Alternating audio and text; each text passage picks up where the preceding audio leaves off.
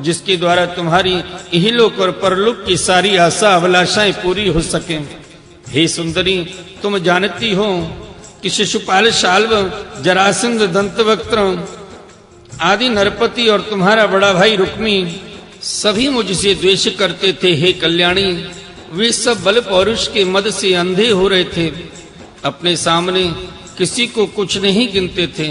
उन दुष्टों का मान मर्दन करने के लिए ही मैंने तुम्हारा हरण किया था, और कोई कारण नहीं था। निश्चय ही हम उदासीन हैं, हम स्त्री संतान और धन के लोलुप नहीं हैं, निष्क्रिय और देह गेह से संबंध रहित दीप शिखा के समान साक्षी मात्र हैं। हम अपनी आत्मा के साक्षात्कार से ही पूर्ण काम हैं, कृत्य कृत्य हैं। श्री सुखदेव जी कहते हैं, हे परीक्षित, भगवान श्री कृष्ण के क्षण भर के लिए भी अलग न होने के कारण रुक्मणी जी को ये अभिमान हो गया था कि मैं इनकी सबसे अधिक प्यारी हूँ। इसी गर्व की शांति के लिए इतना कहकर भगवान चुप हो गए। हे परीक्षित, जब रुक्मणी जी ने अपने परम प्रियतम पति त्रिलोकेश्वर भगवान की यह अप्रिय वाणी सुनी, जो पहले कभी नहीं सुनी थी, तब वे अत्यंत भयभीत हो गईं। उनका हृदय धड़कने लगा।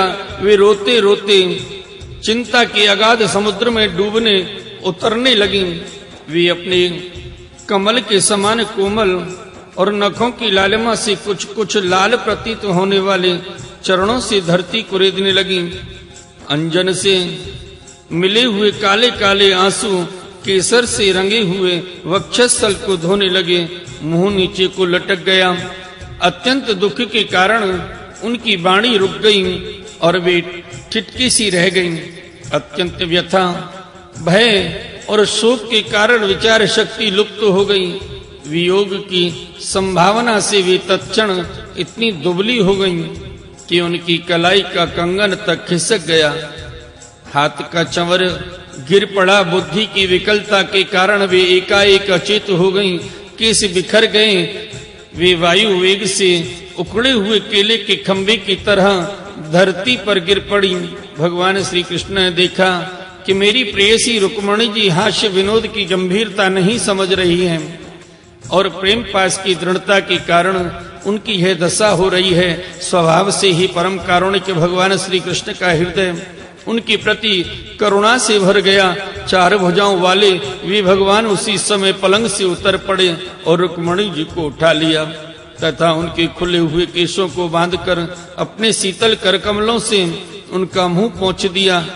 भगवान ने उनके नेत्रों के आंसू और शोक के आंसुओं से भीगे हुए स्तनों को पोंछकर अपने प्रति अनन्य प्रेम भाव रखने वाली उन सती रुक्मणी जी को बाहों में भरकर छाती से लगा लिया। भगवान श्री कृष्ण समझाने बुझाने में बड़े कुशल और अपने प्रेमी भक्तों के एकमात्र आश्रय हैं। जब उन्होंने देखा कि हास्य की गंभीरता के कारण रुक्मणी जी की बुद्धि चक्कर में पड़ गई है और वे अत्यंत दीन हो रही हैं, तब उन्होंने इस अवस्था के अयोग्य अपनी प्रियसी रुक्मणी जी को समझाया। भगवान श्री कृष्ण ने कहा, विदर्भ नंदिनी, तुम मुझसे बुरा मत मानना, मुझसे रूठना नहीं। मैं जानता हूँ कि तुम एकमात्र मेरी परायण हो, मेरी प्रिय सहचरी। तुम्हारी प्रेम भरी बातें सुनने के लिए ही मैंने हंसी हंसी में यह छलना की थी। मैं देखना चाहता था कि मेरे यूं कहने पर तुम्हारे लाल लाल होठ प्रलय कोप से किस प्रकार फड़कने लगते हैं। तुम्हारी कटाक्ष पूर्वक देखने से नेत्रों में कैसी लाली छा जाती है और भौहें चढ़ जाने के कारण तुम्हारा मुंह कैसा सुंदर लगता है। मेरी परम प्रिय सुंदरी, घर के काम धंधों में रात दिन लगे रहने वाले गृहस्थों के लिए घर गृहस्थी में इतना ही तो परम लाभ है कि अपनी प्रिय अर्धांगिनी के साथ हास परिहास करते हुए कुछ घड़ियां सुख से बिता ली जाती हैं। श्री सुखदेव जी कहते हैं, हे राजन, जब भगवान श्री कृष्ण ने अपनी प्राण प्रिया को इस प्रकार समझाया बुझाया, तब उन्हें इस बात का विश्वास हो गया कि मेरे प्रियतम ने केवल परिहास में ही ऐसा कहा था। अब उनके हृदय से यह भय जाता रहा कि प्यारे हमें छोड़ देंगे। हे परीक्षित, अब वे सलज्ज हास्य और प्रेम पूर्ण मधुर चितवन से पुरुष भूषण भगवान श्री कृष्ण का मुखारविंद निरखती हुई उनसे कहने लगी। रुक्मणी जी ने कहा, कमल नयन, आपका यह कहना ठीक है कि ऐश्वर्य आदि समस्त गुणों से युक्त अनंत भगवान के अनुरूप मैं नहीं हूँ। आपकी समानता मैं किसी प्रकार नहीं कर सकती। कहाँ तो अपनी अखंड महिमा में स्थित तीनों गुणों के स्वामी तथा ब्रह्मा आदि देवताओं से सेवित आप भगवान, और कहाँ तीनों गुणों के अनुसार स्वभाव रखने वाली गुणमयी प्रकृति में, जिसकी सेवा कामनाओं के पीछे भटकने वाले अज्ञानी लोग ही करते हैं। भला मैं आपके समान कब हो सकती हूँ? हे स्वामिन, आपका यह कहना भी ठीक है कि आप राजाओं के भय से समुद्र में आ छिपे हैं, परंतु राजा शब्द का अर्थ पृथ्वी के राजा नहीं, तीनों गुण रूप राजा हैं। मानो आप उन्हीं के भय से अंतःकरण रूप समुद्र में चैतन्य घन अनुभूति स्वरूप आत्मा के रूप में विराजमान रहते हैं। इसमें संदेह नहीं कि आप राजाओं से बैर रखते हैं, परंतु वे राजा कौन हैं? यही अपनी दुष्ट इंद्रियां, इनसे तो आपका बैर है ही। और प्रभु, आप राजसिंहासन से रहित हैं, यह भी ठीक है, क्योंकि आपके चरणों की सेवा करने वालों ने भी राजा के पद को घोर अज्ञानांधकार समझकर दूर से ही दुत्कार रखा है। फिर आपके लिए तो कहना ही क्या। आप कहते हैं कि हमारा मार्ग स्पष्ट नहीं है और हम लौकिक पुरुषों जैसा आचरण भी नहीं कर सकते। यह बात भी निसंदेह सत्य है, क्योंकि जो ऋषि मुनि आपके पाद पद्मों का मकरंद रस सेवन करते हैं, उनका मार्ग भी अस्पष्ट रहता है और विषयों में उलझे हुए नर पशु उसका अनुमान भी नहीं लगा सकते। और हे अनंत, आपके मार्ग पर चलने वाले आपके भक्तों की विचेष्टाएं जब प्राय अलौकिक ही होती हैं, तब समस्त शक्तियों और ऐश्वर्यों के आश्रय आपकी चेष्टाएं अलौकिक हों, इसमें तो कहना ही क्या है। आपने अपने को अकिंचन बतलाया है, परंतु आपकी अकिंचनता दरिद्रता नहीं है। उसका अर्थ यह है कि आपके अतिरिक्त और कोई वस्तु न होने के कारण आप ही सब कुछ हैं।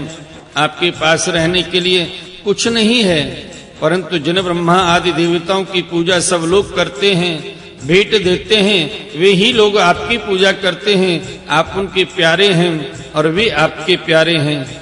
आपका यह कहना भी सर्वथा उचित है कि धनाढ्य लोग मेरा भजन नहीं करते। जो लोग अपनी धनाढ्यता के अभिमान से अंधे हो रहे हैं और इंद्रियों को तृप्त करने में ही लगे रहते हैं, न तो आपका भजन सेवन ही करते, न तो यह जानते कि आप मृत्यु के रूप में उनके सिर पर सवार हैं। जगत में जीव के लिए जितने भी वांछनीय पदार्थ हैं, धर्म अर्थ काम मोक्ष, उन सब के रूप में आप ही प्रकट हैं। आप समस्त वृत्तियों प्रवृत्तियों साधनों सिद्धियों और साध्यों के फल रूप हैं। विचारशील पुरुष आपको प्राप्त करने के लिए सब कुछ छोड़ देते हैं। हे भगवान, उन्हीं विवेकी पुरुषों का आपके साथ संबंध होना चाहिए। जो लोग स्त्री पुरुष के सहवास से प्राप्त होने वाले सुख या दुख के वशीभूत हैं, वे कदापि आपका संबंध प्राप्त करने के योग्य नहीं हैं। यह ठीक है कि भिक्षुकों ने आपकी प्रशंसा की है, परंतु किन भिक्षुकों ने?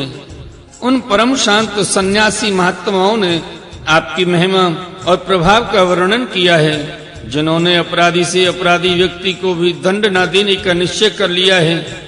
मैंने अदूरदर्शिता से नहीं, इस बात को समझते हुए आपको वर्णन किया है कि आप सारे जगत के आत्मा हैं और अपने प्रेमियों को आत्मदान करते हैं।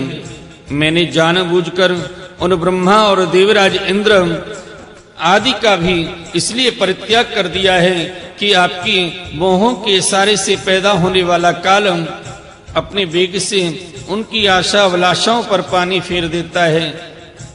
फिर दूसरों की शिशुपाल दंतवक्त्र या जरासंध की तो बातें ही क्या है।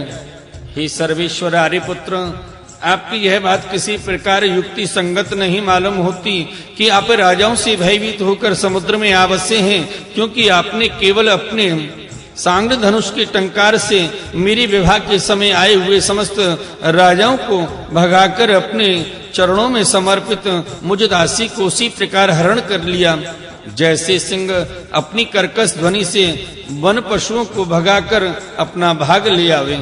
हे कमल नयन, आप कैसे कहते हैं कि जो मेरा अनुसरण करता है उसे प्राय कष्ट ही उठाना पड़ता है।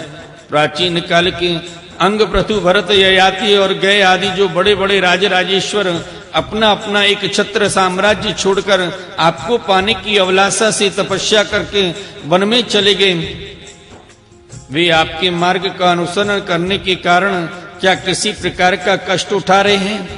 आप कहते हैं कि तुम और किसी राजकुमार का वर्ण कर लो।